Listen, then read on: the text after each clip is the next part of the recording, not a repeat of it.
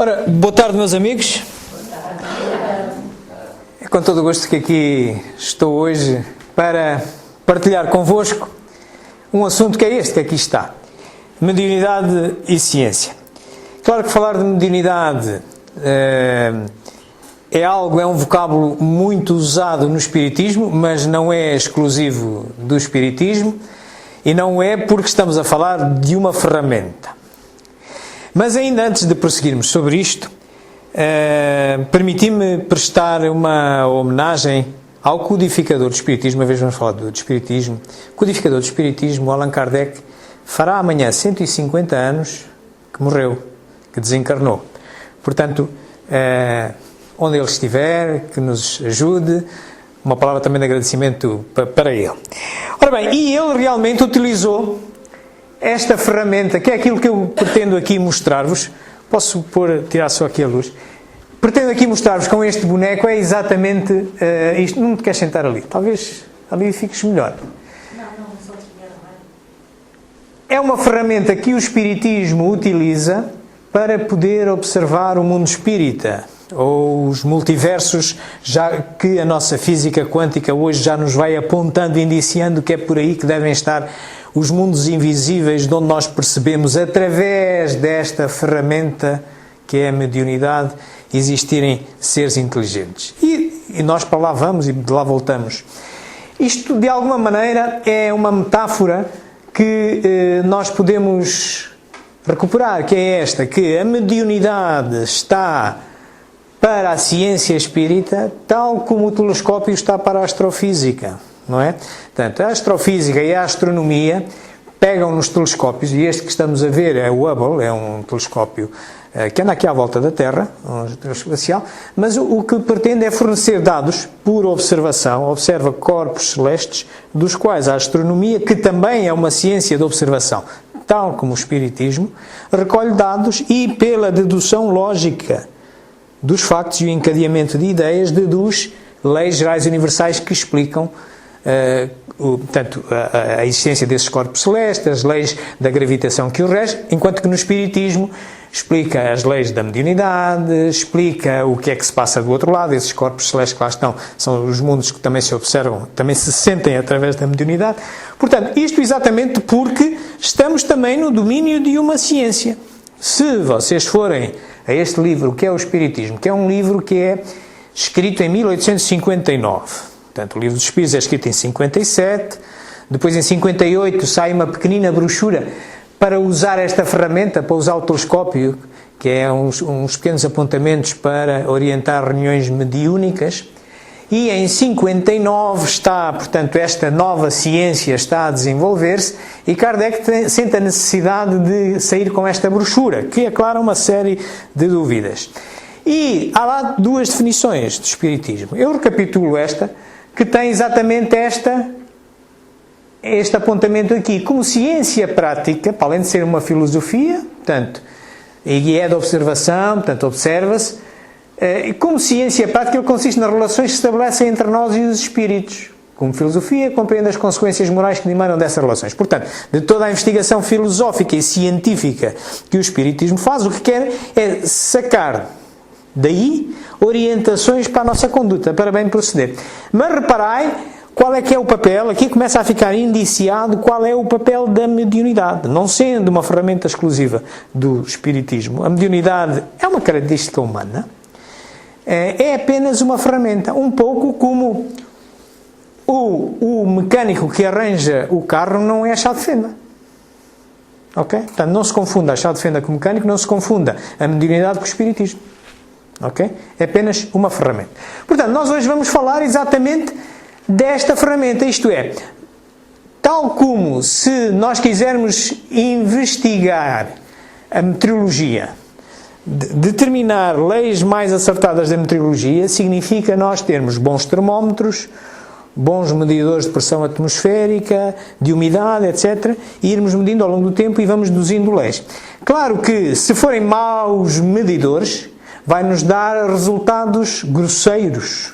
E as nossas previsões grosseiras podem se aproximar. É um pouco como, olho para um incêndio e digo assim, eu estou a ver fumo lá adiante, onde há fumo há fogo, costuma-se dizer. Esta é uma aproximação. Mas se eu tiver uma ferramenta, uns binóculos potentes, que consigam ver através do fumo, até vejo o fogo. Eu aí até posso dizer, não, sim, há fogo, nasceu naquele sítio e tal, não sei o que mais. Portanto, é um pouco como vamos afinar esta ferramenta e temos dados mais concretos. Portanto, mas é a ferramenta que usa esta ciência. Portanto, sendo uma ciência, vamos só recapitular o que é a ciência. Então, o que é ciência?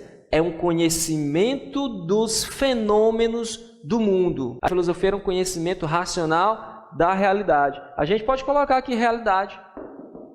Conhecimento dos fenômenos da realidade. Mas por que a ciência é um conhecimento dos fenômenos? Ficou uma coisa assim bem mais fraca. Porque antes a gente tinha conhecimento das coisas. Agora, com a ciência, a gente avançou muito, só que a gente tem conhecimento só dos fenômenos da coisa. Eu não tenho conhecimento da coisa mesmo, daquele determinado objeto. Eu tenho conhecimento apenas do fenômeno daquilo. Então, ciência é o conhecimento dos fenômenos do mundo que obedece um determinado método, um determinado procedimento. Uma observação, eu olho o nosso mundo, a realidade, os fenômenos que aparecem para mim, detecto um problema, lanço uma hipótese, hipótese. Eu tenho uma resposta, só que essa resposta é fraquinha ainda. É uma resposta, é uma possibilidade de resposta. Então, se eu tenho ainda uma possibilidade de resposta, eu não tenho uma resposta. Como é que eu vou conseguir a resposta? Fazendo testes. Depois desses testes é que eu posso dizer se essa minha hipótese se transforma numa tese, se transforma numa resposta que vá resolver aquele determinado problema.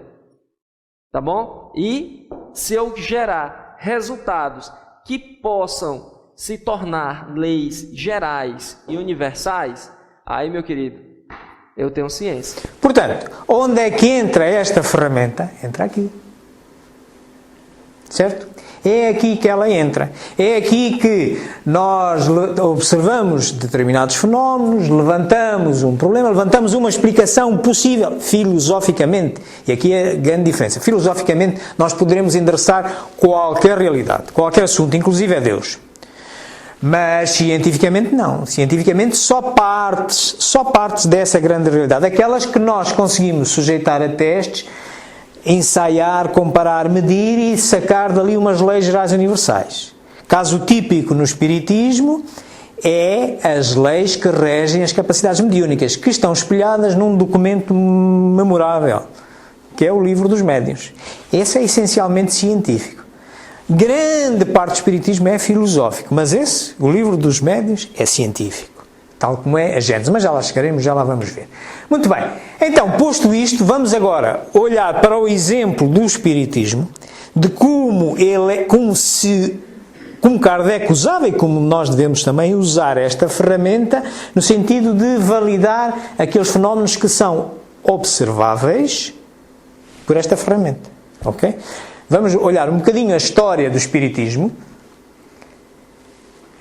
e vamos pô-la dentro do método científico. Vamos fazer uma viagem pelo método científico. Aquele método que a gente ali falou, aquele senhor ali falou, é exatamente isto. Portanto, o método científico começa por ter umas observações de um determinado fenómeno, a gente depois faz umas perguntas para tentar perceber o que ele é, cria uma hipótese, ele explicou também, é mais pequeno que a tese. Portanto, é uma primeira explicação. Depois, se isto tudo funcionar bem, passar na experimentação, poderá chegar à tese. Mas sempre disponível para ser revista. Ok? Vai para a experimentação, conclusões, documentação, descobrimento e vai seguindo. Portanto, isto tem, em boa verdade, tem uma fase científica, filosófica. Aqui nesta fase, nestes 3 pontos, só é solicitada o raciocínio. Ok? Ainda não entramos na experimentação. A experimentação é a outra fase, a fase científica. Portanto, tem uma fase filosófica em que observamos, perguntamos e estabelecemos uma hipótese. E porquê isto? Porque estando nós no domínio de uma ciência, Kardec, e de uma filosofia, Kardec refere e diz, inclusive nesta obra, se forem ao capítulo 19, Transporte às Montanhas do Evangelho, vem lá, a fé inabalável é aquela que pode fazer frente à razão em qualquer época da humanidade. Portanto, nós não podemos embarcar no que diz, o fulano tal diz que faz e acontece. Não, mas porquê? Tem que fazer sentido. E poderemos, então, para validar isto, depois recorrer à mediunidade. Vamos, então, olhar para a questão do observar. Porque é que a mediunidade é útil para ver, para que fenómenos ela é útil e porque é que Kardec se apoia nela. Vamos ver como é que aconteceu.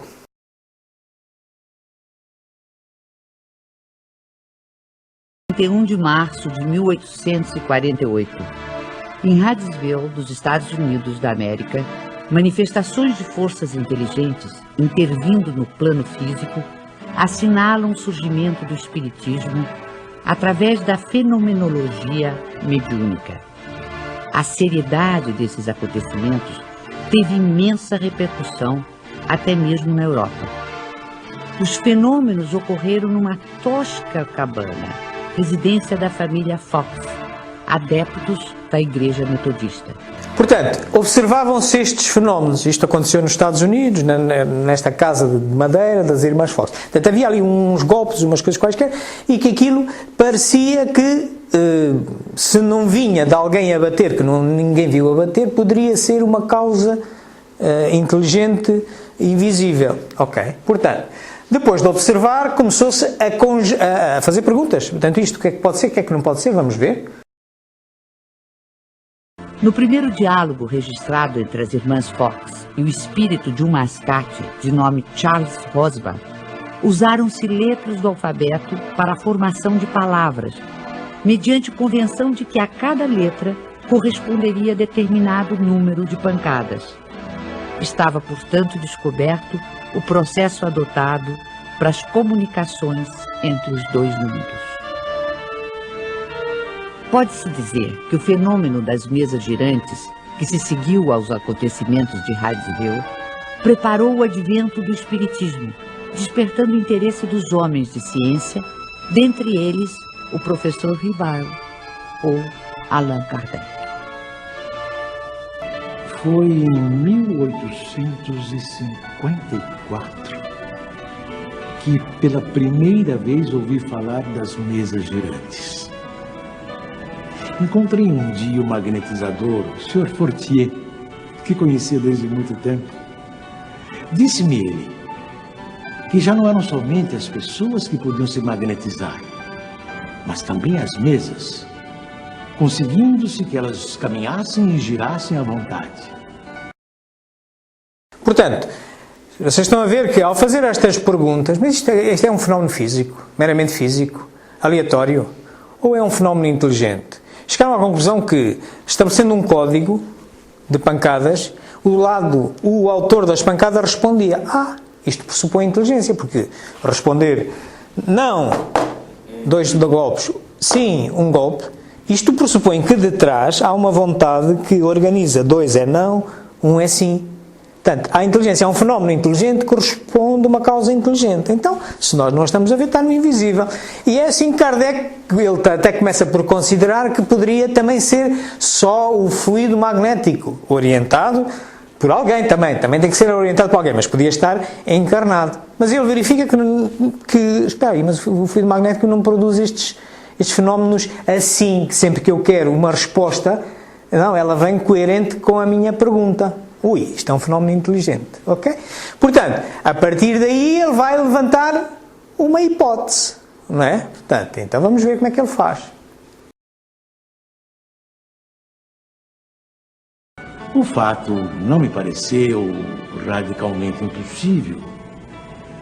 O fluido magnético, que é uma espécie de eletricidade, pode perfeitamente atuar sobre corpos inertes e fazer que eles se movam. No ano seguinte, o Sr. Carlotti, amigo de 25 anos, me falou dos mesmos fenômenos com entusiasmo.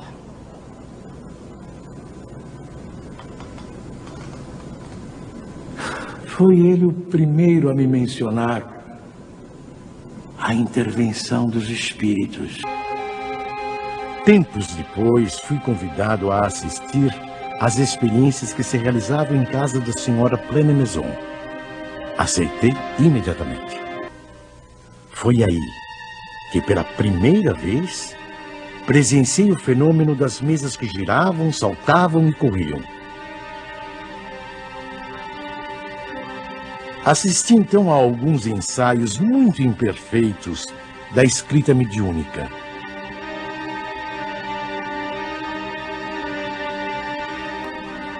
Sem dúvida, havia ali um fato que necessariamente decorria de uma causa.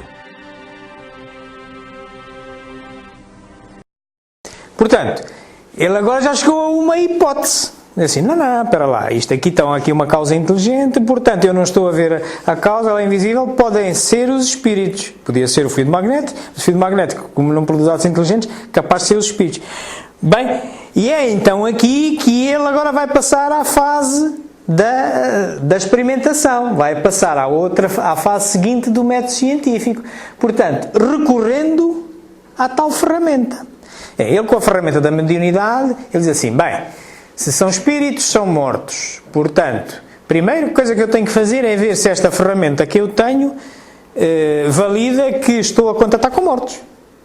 Espíritos. Pessoas que... A primeira coisa não era se eram espíritos superiores ou inferiores ou não sei o que mais. A primeira vez é, isto funciona, isto é o tal telefone que dá para falar, é a chave de fenda adequada para o parafuso que eu quero apertar no carro.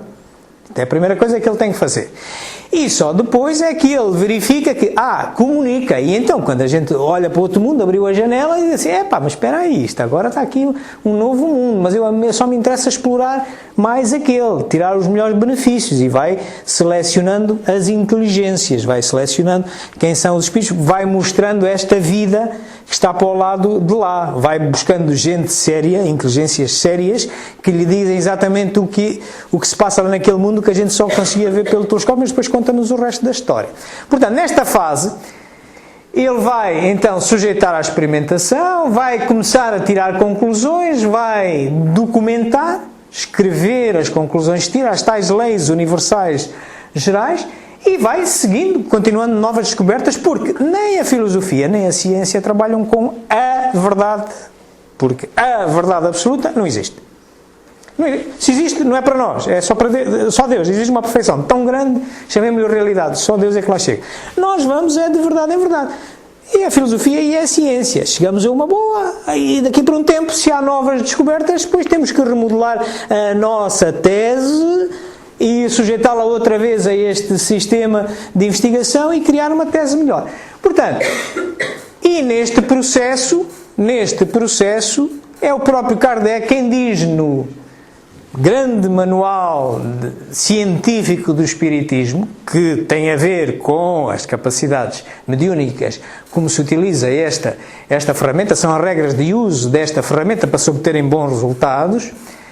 Ele diz, melhor é repelir 10 verdades do que crer numa só teoria errada. Portanto, e ele, utilizando esta ferramenta, se por um lado ele valida que a ferramenta dá para comunicar, dá, mas ele depois, espera aí, mas eu agora tenho que ser seletivo, já sei que comunico, tenho aqui uma porta aberta, mas agora interessa-me saber o que está do lado lá, como é que é a vida do lado lá, como é que se vai para lá, porque é que se vai para um lado para o outro, e aí tem que ir à procura, com o meu contacto, com a minha luneta, tenho que ir à procura das pessoas certas para me darem a informação certa. Ok?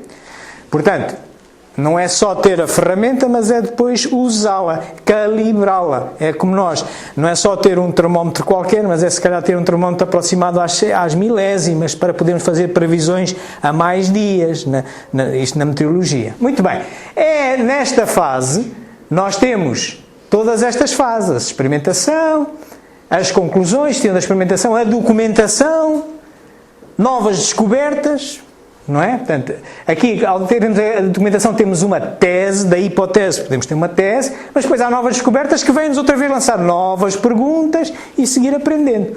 Portanto, e sempre disponível, tal qual ele refere na Gênese, que é outra das obras científicas do Espiritismo, ele refere como características da revelação espírita, capítulo 1 da Gênesis, parágrafo 55, se uma verdade nova se revelar, ele aceitará. O espiritismo vai ao lado das outras ciências. Se em algum momento outra ciência ao lado descobrir uma melhor verdade que aquela que o espiritismo tem, o espiritismo ajusta, porque não é o dono da verdade. É uma ciência como as outras. Vem a sua solidez das verdades a que chega, dependem muito da aferição que tenha da ferramenta que use e assim consiga obter as melhores informações que estão do lado de lá. Mas essa ferramenta não é exclusiva do espiritismo. Por ser médium não se é espírita. Por ser chá de fenda não se é mecânico. Ok? Muito bem. Portanto, então agora vamos passar para a experimentação. Então vamos ver como é que ele, tendo já esta hipótese, ele agora vai sujeitar isto à experimentação. É um método de observação, fundamentalmente. Em 1856, passei a frequentar também as reuniões espíritas que se celebravam em casa do Sr. Rustam. Eram sérias essas reuniões, e se realizavam com ordem. As perguntas fúteis haviam perdido todo atrativo para a maioria das pessoas. Quanto a mim, ia obtendo a resolução dos problemas que me interessavam, do ponto de vista da filosofia, da psicologia e da natureza do mundo invisível. Levava para cada sessão uma série de questões preparadas e metodicamente dispostas.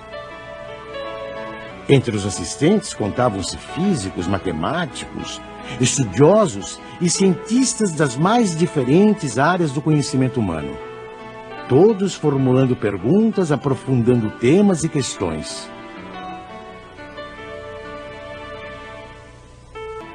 Mas eu fazia questão de submetê-la ao exame de outros espíritos, com auxílio de diferentes médiuns. O espiritismo é uma ciência que demonstra experimentalmente a existência da alma e sua imortalidade. O diálogo ou intercâmbio mediúnico entre o mundo espiritual e o mundo corporal vem abrir uma nova era nos estudos espirituais. A sobrevivência da alma e a possibilidade dos espíritos se comunicarem está amplamente demonstrada pelos fatos espíritas, investigados com todo o rigor científico por numerosos e eminentes sábios e investigadores do século passado e deste século. As ciências tornam conhecidas algumas leis. O espiritismo revela outras. Fazendo o paralelo com a astronomia, o que estamos aqui a ver é o mesmo método científico que usa a astronomia, que é o da observação. Imaginai, se eu logo à noite, por ali para o jardim, e meter ali um telescópio e olhar para um ponto no céu, onde eu julgo estar a ver um corpo celeste que nunca ouvi falar, e ninguém sabe, imaginemos que ainda conseguia-se descobrir uma coisa dessas, mas imaginemos. Claro que só pelo facto de eu o observar, não tinha credibilidade praticamente nenhuma. Tinha o valor da credibilidade de eu dizer, sim, eu estou a observar. Para ter validade científica, o que é que ia acontecer? A comunidade científica ia apontar telescópios ao redor do mundo para aquelas coordenadas para onde eu digo ter observado um corpo celeste, e se eles observarem o mesmo corpo celeste com as mesmas características, tem validade científica. O que é que Kardec fez? Ele viu, bem, tenho o telefone para comunicar para o lado de lá. Agora, dizem-me lá umas coisas, que a vida aqui é assim, é assado e tal. Ok, espera aí. Então vou fazer a mesma pergunta a várias pessoas. Portanto, são os vários astrónomos que vão apontar o seu telescópio para as mesmas coordenadas a ver se obtém a mesma resposta. Se obtiver a mesma resposta, certo. É este o método científico de Kardec. É o possível dada a natureza do fenómeno. Não deixa de ser ciência por isso. Ok? Muito bem. Portanto, ele depois disto vai começar a tirar as suas conclusões, como se tira em qualquer observação. Olhar para lá, para aquele corpo celeste, parece ser um planeta, um exoplaneta e tal, não sei o que mais. Vamos ver como é que ele faz isto. Todo aquele que sente, num grau qualquer, a influência dos espíritos é, por esse fato, médium. Essa faculdade é inerente ao ser humano, não constitui, portanto, um privilégio exclusivo. Atraímos os espíritos que se afinam conosco, tanto quanto somos por eles atraídos. Quando desenvolvido, o dom mediúnico que gratuitamente recebemos de Deus deve ser utilizado gratuitamente. O médium de elevados princípios morais, que encontra na vivência evangélica a sua conduta de vida, cumpre o exercício da mediunidade com trabalho e paciência, e a ele se dedica exclusivamente por amor. Geralmente, os médiuns têm uma aptidão especial para diferentes fenômenos. Os tipos de mediunidade são tão variados quantas são as espécies de manifestações. A escrita manual é o mais simples e o mais completo meio de comunicação. É por este meio que os espíritos revelam melhor sua natureza e o grau do seu aperfeiçoamento ou de sua inferioridade. Portanto, ele começa-se a perceber que, como ferramenta que é, ela também tem várias lentes. Apresenta-se de várias formas. É a mesma coisa que eu vejo o tal corpo celeste com uma lunetazinha muito pequenina, o outro ao lado vê com uns binóculos e o outro ao lado vai ver com um telescópio com uma grande resolução. O que vê com um telescópio de grande resolução até vê as crateras que lá estão num planeta, daquele planeta. Eu só vejo que está ali um ponto luminoso. Mas isto tudo somado, espera aí, está ali qualquer coisa. Mas aquela luneta maior, com maior resolução, vê coisas que eu não vejo. Portanto, ele começa-se a perceber que para isto ter credibilidade, uma coisa é existir a ferramenta, sim, existe, mas para ter credibilidade há que saber usar a ferramenta. Eu posso pegar na chave de fenda e desfazer um carro, ou posso pegar na chave de fenda e fazer um carro. É preciso a gente saber utilizá-la, não é? Portanto, a gente tem que, face à informação que tem, à observação que tem que depois validá-la, ver se é coerente, se repete, se obtém as mesmas informações e verificar que ela pode chegar-nos de formas distintas, não é? Portanto, eu posso observar eu tenho olho, graças a Deus, vejo ainda, portanto, e eu vejo que está aqui um computador, mas pode alguém invisual também chegar à mesma conclusão. Ok, isto é um computador. Ok? Portanto, assim também há a psicografia, há a psicofonia, há a vidência, há a audiência, não é? São várias formas de se observar a mesma coisa. Estão a ver? Muito bem. Portanto, depois de concluir sobre isso, há que documentar. Qualquer ciência o faz. Vamos ver como é que Kardec o faz e logo na primeira grande obra científica. Vamos ver a história. Ele começou a publicar no dia 1º de janeiro de 1858 a Revista Espírita, na qual ele passa a fazer um estudo das comunicações mediúnicas, a responder à correspondência e também a atender os grandes debates que ocorrem entre os religiosos ancestrais e a doutrina nova que surge como o sol de um momento singular. A Revista Espírita se transforma na tribuna de iluminação do Espiritismo para as consciências e de defesa também dos postulados doutrinários. Mas logo começaram as grandes perguntas, desde que o mundo espiritual vem sendo desvelado e a mediunidade é o instrumento pelo qual se pode chegar a essa realidade. Afinal, o que são os médiuns? Quais são as maneiras mais hábeis para evitar-se equívocos e, ao mesmo tempo, terá perigo o exercício da mediunidade? Para poder atender a essas muitas interrogações, Allan Kardec publicou um guia prático.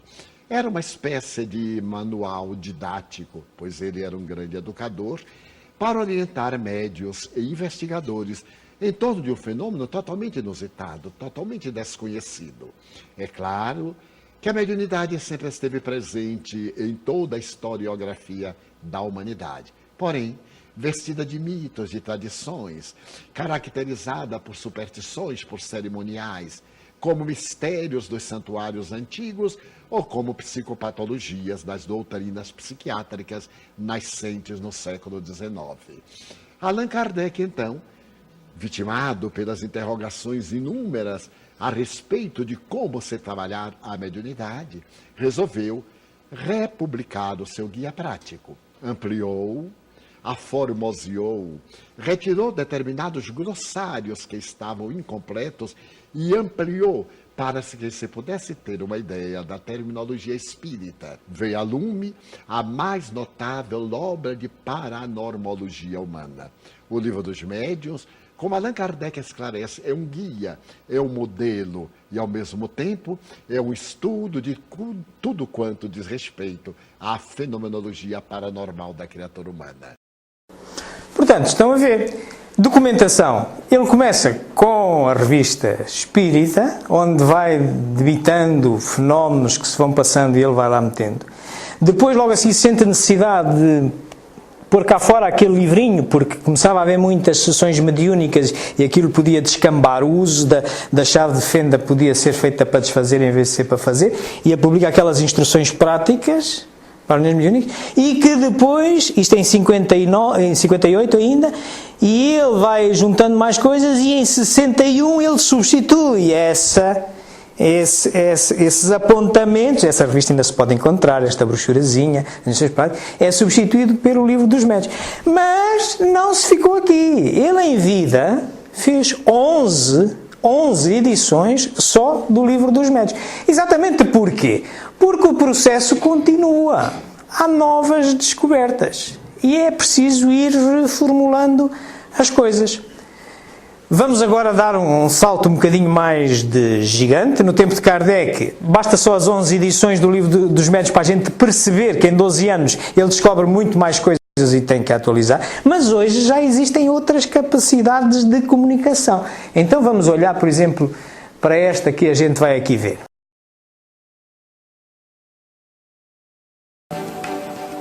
Now, according to science, when you physically die and when your brain stops functioning, that is it. That is the end. That's the end of consciousness.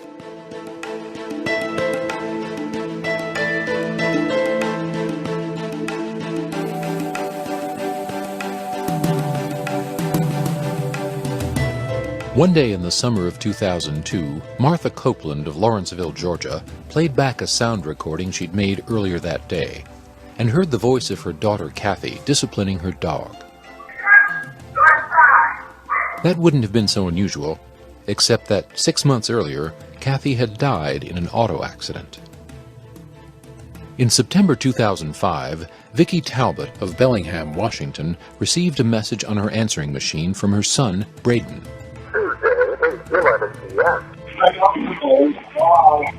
Braden had been dead for over 4 years. In January 1994, Mark Macy of Boulder, Colorado, received a telephone call. The caller identified himself as a European psychologist named Konstantin Raudeva. This is Konstantin Raudeva speaking. Dr. Raudeva had been dead for 20 years. One day in October 1987, Claude and Ellen Thorlund of Sweden switched on their TV. Suddenly, this strange image appeared, and they quickly snapped it with their Polaroid camera. Only later did they learn that their friend Friedrich Jürgensen, a pioneering afterlife researcher who had died a few days earlier, was being buried at that very moment, 250 miles away. For more than a half-century, people throughout the world claim to have communicated with the dead using instruments of modern technology, such as tape recorders, radios, telephones, computers, and video systems. They call this phenomenon Instrumental Transcommunication, or ITC. Muito bem, aqui temos outra chave de fenda, agora com uma cor diferente, com outras possibilidades e tal, mas não deixa de ser uma ferramenta usável e utilizável pelo espiritismo. Mas aquelas pessoas que vos falaram, que eu saiba, nem são espíritas. Portanto, estamos a falar de uma ferramenta. Agora, o espiritismo tem que ter uma opinião sobre isto? Tem. O espiritismo não se pode isolar na mediunidade humana, porque senão não acompanha o barco, deixa de ser ciência. Tem que também olhar para isto e saber emitir a sua opinião. Uma primeira opinião que resulta da minha investigação é que estamos perante uma forma distinta e nova de mediunidade de efeitos físicos. Mas poderá haver outras interpretações, ok? Mas estamos na mesma, e isto é uma ferramenta, não é? Isto não é nem deixa de ser espiritismo, estamos a falar da ferramenta, é uma chave de fenda. O mecânico e a chave de fenda não se confundem, o espiritismo e a modernidade não se confundem, certo? Muito bem. Claro que, para além das novas descobertas, ao termos novas descobertas, há novas perguntas que se fazem naturalmente. Claro que podem ser perguntas deste género, como esta que aqui está dos espiritinhas. O que é que foi? Claro, recebi esta mensagem que seria do Teobaldo. Teobaldo é um espírito, mas com certeza não é dele, ele nunca assinou o Sotel. E diz o Teobaldo que ninguém ouve, a tinta da caneta do médium havia acabado. Pronto. Ok, podem também ser destas perguntas, mas não é exatamente destas. São um bocadinho mais sérias, vamos ver. Vamos ver questões novas perguntas que a ciência traz.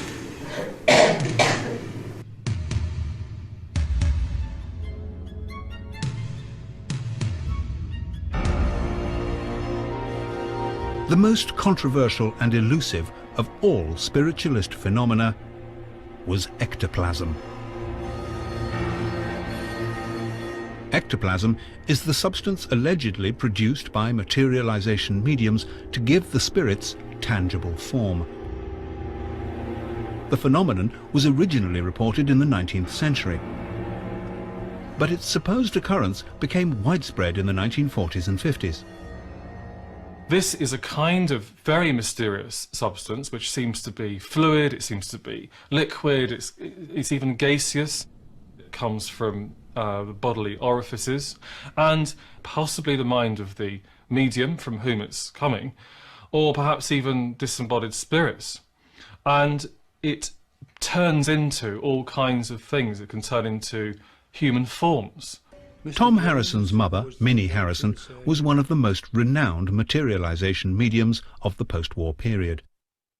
Tom and fellow spiritualist Don Mackenzie have vivid memories of one particular séance that took place nearly 60 years ago.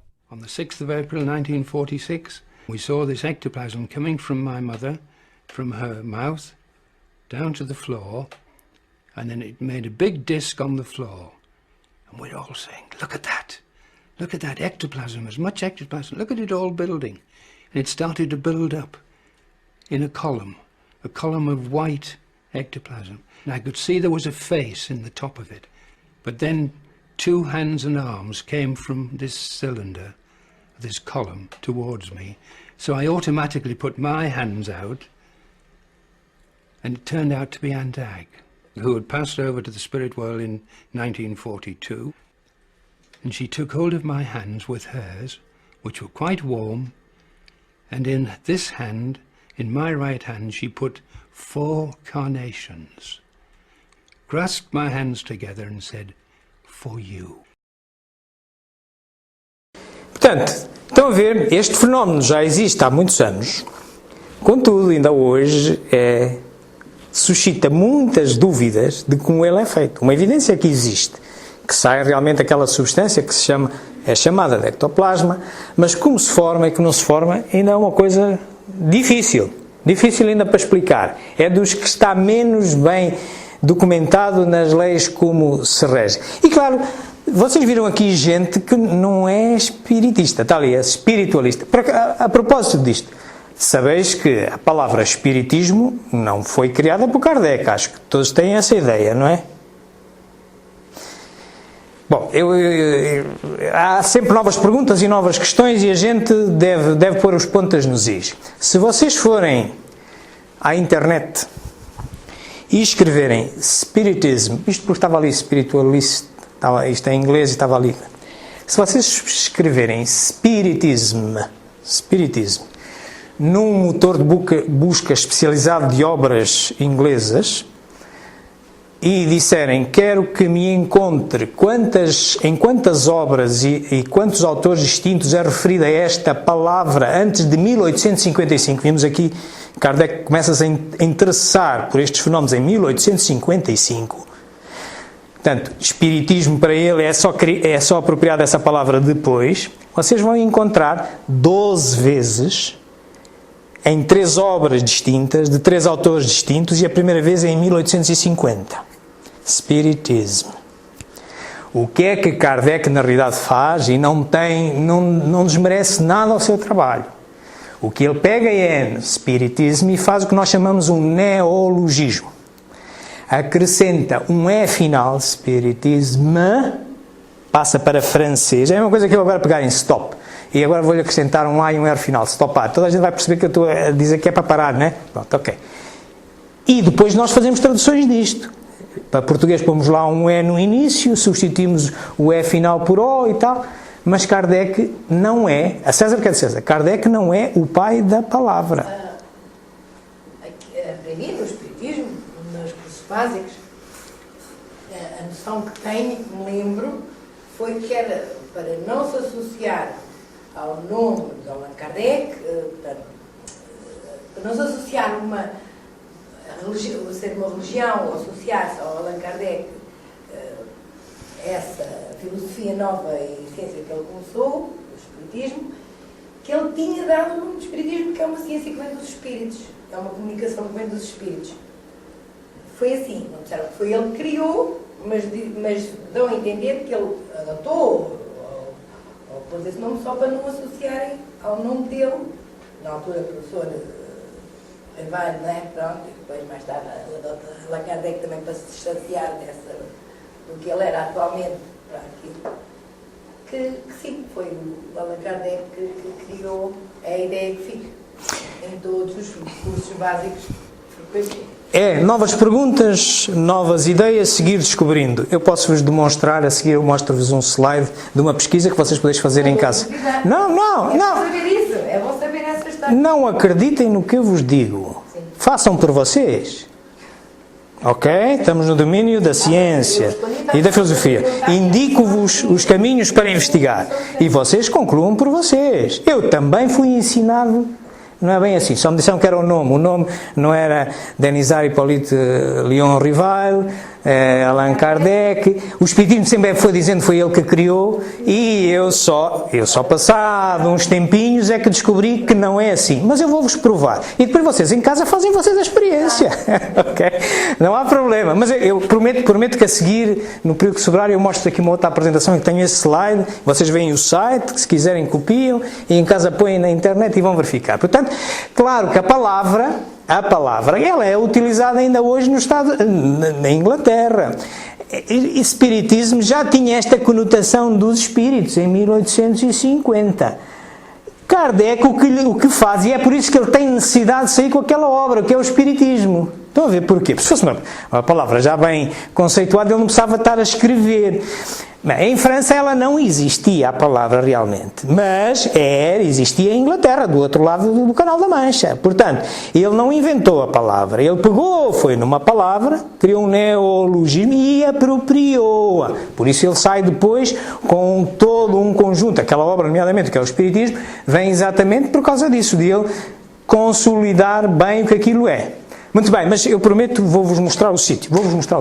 Ora bem, portanto, há sempre perguntas novas e há que seguir aprendendo, como também aqui estamos a fazer. Vamos ver o que é que inquietudes é que há.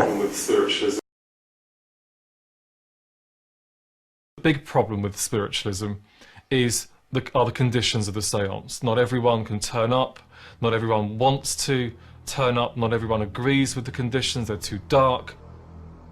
If you want to persuade most scientific audiences, you're going to have to produce records of things outside the walls of the darkened parlours. And these are crucial for persuading sceptical audiences of what's going on. Unlike contact made through mediums, this electronic method of trying to record the voices of the dead outside the séance seems to lend itself to scientific scrutiny. To date, those working with EVP have failed to convince the skeptics that their recordings are proof that the dead can communicate.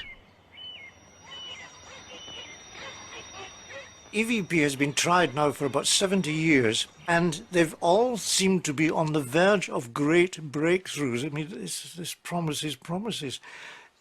And the other side, as I said, would have all these great pioneers of radio, etc., and you would think that they themselves, if they were still interested in communicating, would have managed to devise a foolproof electronic method or whatever to do that. But again, it seems to be largely promises.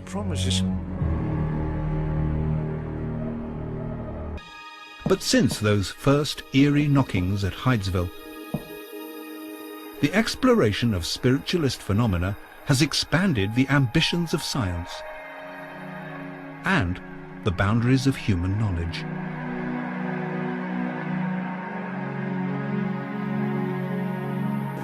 Portanto, isto o mundo espera por nós, o conhecimento continua a esperar por nós. O Espiritismo não é uma ciência dogmática, uma filosofia dogmática, não é uma religião por isso mesmo, não está ali fechada, não havia frigorífico no tempo de Kardec, portanto não ficou dentro do frigorífico e já está, não, nós temos que continuar a expor-nos a isto e claro que cada vez mais isto vai acontecer, todas estas dúvidas que os outros ramos da ciência têm sobre isto, continuam a pender sobre nós, portanto, e o espírita tem que saber dar respostas, tem que usar a razão. Não é? Portanto, e claro, continua a ver porquê? Porque a ciência quer claramente que, por exemplo, os fenómenos de ectoplasmia. O ectoplasma é tão sensível à luz que se produzisse uma materialização aqui com aquela luz daquela janela, não ia ocorrer. Rapidamente acabava-se o fenómeno. Porque é muito influenciável pela luz. Daí que uma das coisas que os mais céticos exigem é que se faça às claras.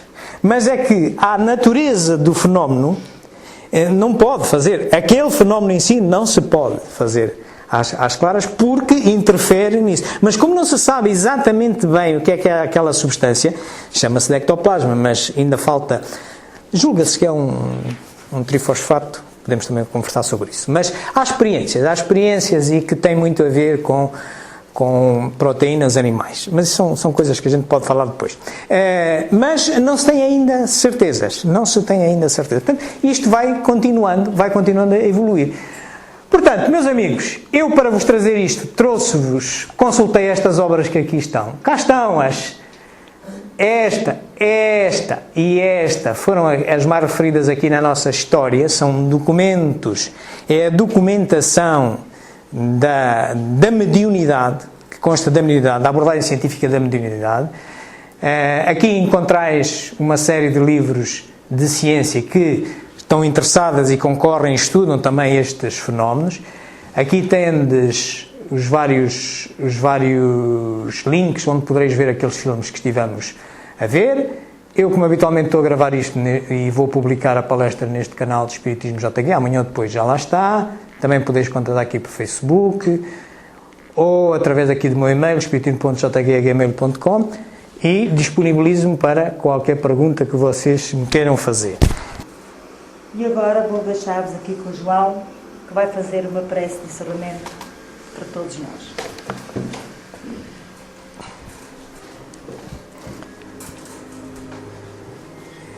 Neste final deste capítulo da nossa tarde, desta nossa sessão de mútuo esclarecimento,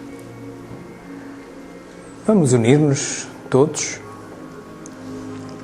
e vamos aproveitar o momento para louvarmos o Criador que tudo fez, as suas leis e tudo o que vemos, detectamos e observamos e aquilo que ainda havemos de detectar e observar, porque é de facto uma obra imensa, uma obra inimaginável, uma obra que, pelo postulado de que a um efeito inteligente tem que corresponder uma causa inteligente, é muito difícil imaginar a potência desta causa, que nos permite sempre descobrir pequenos efeitinhos e remontar sempre a causas cada vez mais elaboradas da sua inteligência. Louvado seja o Senhor por isso. Mas agradeçamos ao Senhor a oportunidade que nos dá de fazermos um uso judicioso do princípio inteligente que a todos nos outorgou, deixando ao nosso critério, ao nosso esforço, o seu desenvolvimento. Pondo-nos estes problemas que só saímos dele conversando uns com os outros, meditando, racionalizando as questões que se nos põem, olhando com perspectiva temporal e de conhecimento para as novas descobertas. Tal como dizia um filho vosso, encarnado, contemporâneo de Kardec, de nome Marcel Proust, a verdadeira descoberta não é ver novas terras, mas é vê-las, as que já existem, com novos olhos. Agradecemos, Senhor, por nos permitir que, com esta doutrina que aqui estudamos, nós possamos ver com outros olhos as descobertas que, entretanto, estão feitas, quer sejam as de mediunidade, quer sejam todas aquelas que se referem às leis espirituais ou às leis físicas. Mas, por fim, Senhor, pedir-vos que nesta descoberta contínua nos ajudeis no nosso dia-a-dia a vencer dos problemas maiores que ainda temos no nosso estado de imperfeição, que é o orgulho e a vaidade, que às vezes se reflete inclusivamente na paixão com que defendemos as nossas verdades, com receio de as sujeitar ao crivo da razão dos outros, esquecendo que é assim que se progride. É trocando uma verdade por outra melhor que o progresso se faz. E nesses momentos, Senhor, envia-nos a Tua força, seja ela de forma mais direta ou através dos mentores espirituais, para que nós possamos humildemente reconhecer a nossa dimensão e os benefícios de olhar com novos olhos para as mesmas realidades. Bem-aja, uma boa semana a todos. Obrigado, João, pela tua presença. Eu que agradeço.